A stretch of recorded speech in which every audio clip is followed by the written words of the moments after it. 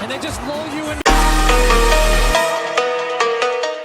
মাঠে তখন টান টান উত্তেজনা, কিন্তু হঠাৎ করেই রেগে আগুন ফুটবল জাদুঘর লিওনেল মেসি রেফারির ওপর ক্ষোভে ফেটে পড়লেন। পেনাল্টির জন্য করলেন আকুতি মিনতি। কিন্তু কেন?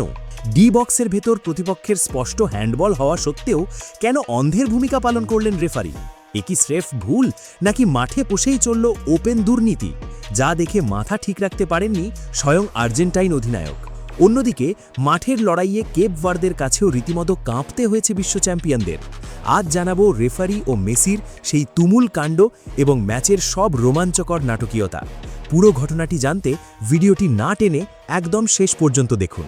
ম্যাচের শুরু থেকেই কেপ ভার্দের ওপর একের পর এক আক্রমণ চালাতে থাকে আর্জেন্টিনা, কিন্তু বারবারই তা রুখে দিচ্ছিলেন প্রতিপক্ষের গোলরক্ষক।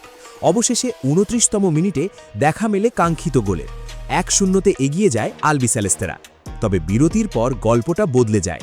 এবার আর্জেন্টিনাকে রীতিমতো নাকানি চুবানি খাওয়াতে শুরু করে কেপ ভার্দে এবং এক পর্যায়ে গোল শোধ করে বিশ্ব চ্যাম্পিয়নদের ব্যাকফুটে ঠেলে দেয়। খেলা যখন ১-১ সমতায়, ঠিক তখনই ঘটে সেই বিতর্কিত ঘটনা। ম্যাচের ৮২তম মিনিটে আক্রমণে উঠে গোলমুখী শট নেন মেসি। তখনই কেপ ভার্দের এক ডিফেন্ডার লাফিয়ে পড়ে হাত বাড়িয়ে বলটি ক্লিয়ার করেন। খালি চোখেই বোঝা যাচ্ছিল এটা ১০০% নিশ্চিত পেনাল্টি। কিন্তু সবাইকে অবাক করে দিয়ে রেফারি পেনাল্টির বাঁশি তো বাজালেনই না, এমনকি VAR চেক করার প্রয়োজনও মনে করলেন না।